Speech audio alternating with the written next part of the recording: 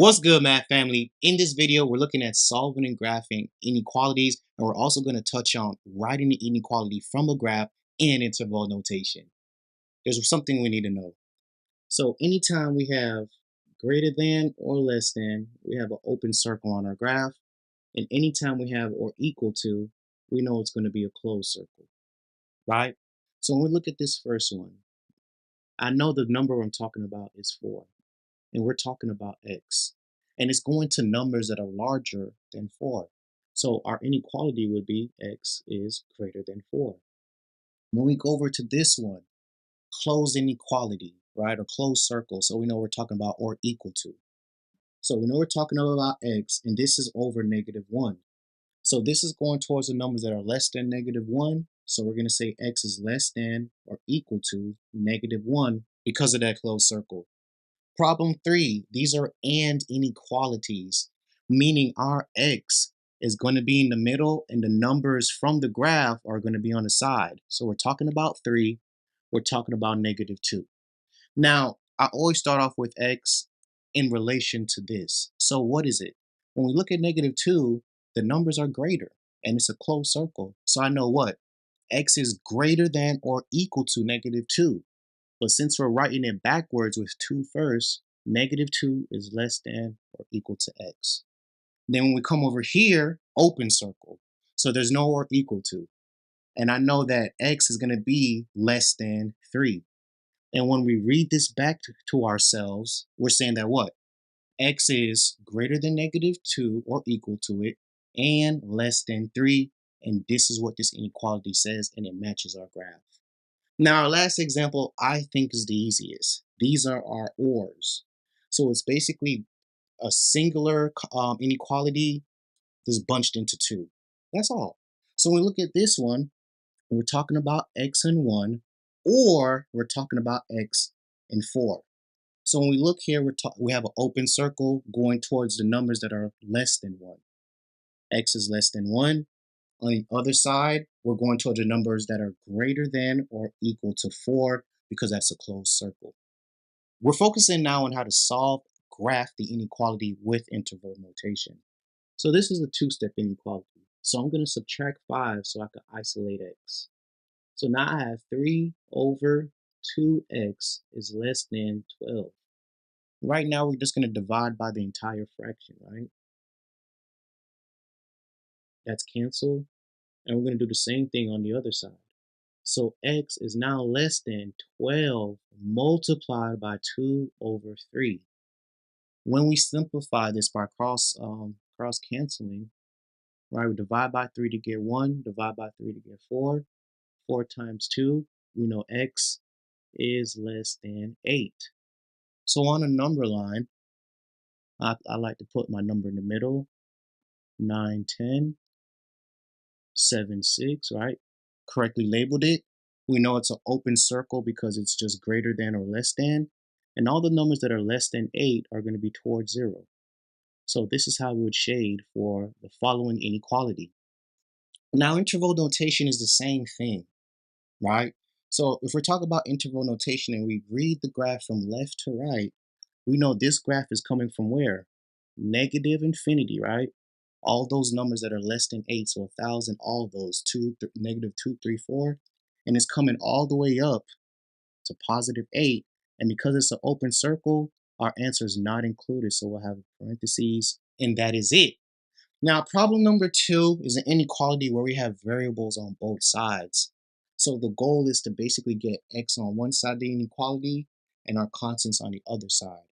So after we distribute, we're going to have 4x plus 2 is less than or equal to 2x plus 10. I want to keep x positive, so I'm going to subtract 2x. Now we have 2x plus 2 is less than or equal to 10. X is still not by itself, so let's subtract 2. Now I have 2x is less than or equal to 8. To get x by itself, we are going to now divide by 2. And once I do that on both sides, x is less than or equal to 4. Now the difference with these two is that our second inequality is or equal to, meaning we're going to have a closed circle, okay? So when we go to graph this, 4, 5, 6, and then we have 3 and 2 on this side. We go to 4, it's a closed circle, and all the numbers that are less than or equal to 4 are going to be towards 0 and the negative side of the number line. So this is my graph, and if we're doing interval notation, we know this is coming from all the way from those negative numbers, negative infinity, and it's going to stop at 4. And because we have a closed circle, we're going to have a bracket because 4 is included in our solution set. We're on compound inequalities and we're talking about and inequalities. And with these type of inequalities, please remember that we have two inequalities with x in the middle and we want to keep x in the middle. So the first thing I want to do is add 6 on both sides of the inequality. So negative 12 plus 6 is negative 6. Rewrite the rest of the inequality. And then 9 plus 6 gives me 15. We notice that the x is still not by itself. It's being multiplied by 3. So to get it by itself, we're going to divide itself by 3, divide 15 by 3, and negative 6 by 3. Now once we rewrite this, we have negative 2, x, and 5. So the way that we properly read this is x is greater than or equal to negative 2 and less than 5. So when we go to graph this now, right? So we have negative 3, 2, 1, 0, 1, oops, 2, 3, 4, 5, 6. All right. So what numbers are we talking about on our number line? We're talking about negative 2, and because it's or equal to, this is a closed circle. 5 is the other number we're talking about. It's an open circle, and these type of inequalities always run towards each other. So this is how we would properly graph it. Now, if we're talking about interval notation, where does this, what numbers are included? Negative 2 and 5. So once we rewrite this, right, we have negative 2. We know it's a bracket because the answer is included. It's a closed circle. So it starts at negative 2 and it's going to what? 5. Because it's an open circle, 5 has a bracket. I mean, not a bracket, parentheses, because it is not included. Now I go over to my second example. Same exact thing. We have 7x plus 1 in the middle. So to get x by itself, we're going to subtract 1 from 57 and 1 from 22. So now I have 21. We have 7x. We have 56. So we're looking here, right? Still, x is still not by itself. So we divide by 7. Divide 21 by 7 and 56 by 7. So we have 3 is less than x and x is less than 8. So if we read this properly, x is greater than 3 and less than 8. So let's write this out, right?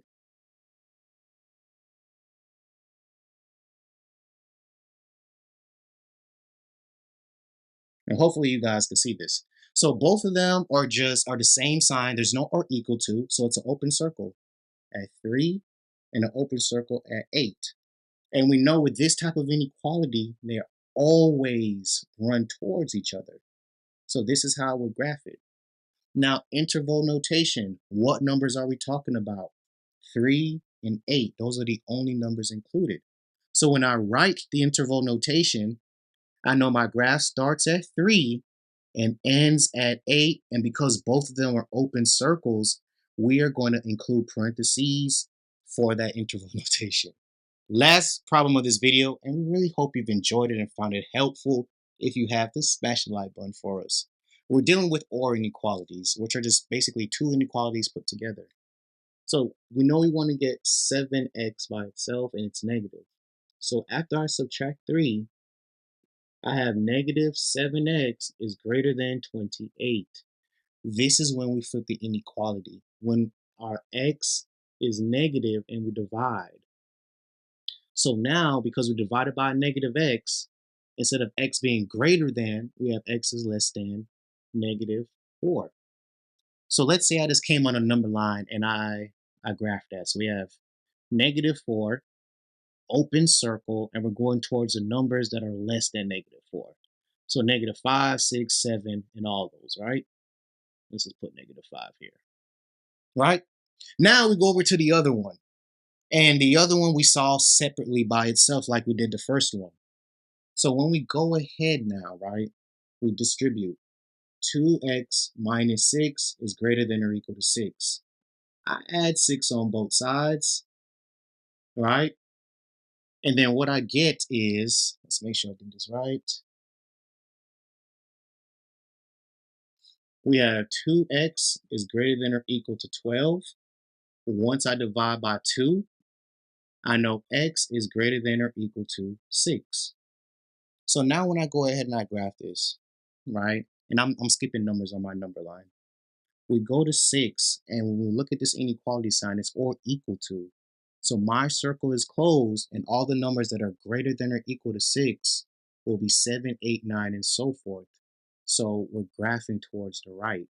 And if you look at this, we know this is correct because or inequality should always go in the opposite direction. Now we write the inequalities, right? So we know what? X is less than -4, or, right, we already had the answer, or x is greater than or equal to +6.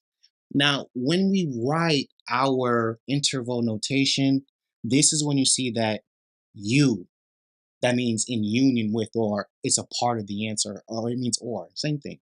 So what does this inequality say? Hey, our solutions are negative infinity all the way up to what? -4. It's not included, so we have a parentheses, right? Then it stops. We have a break until 6.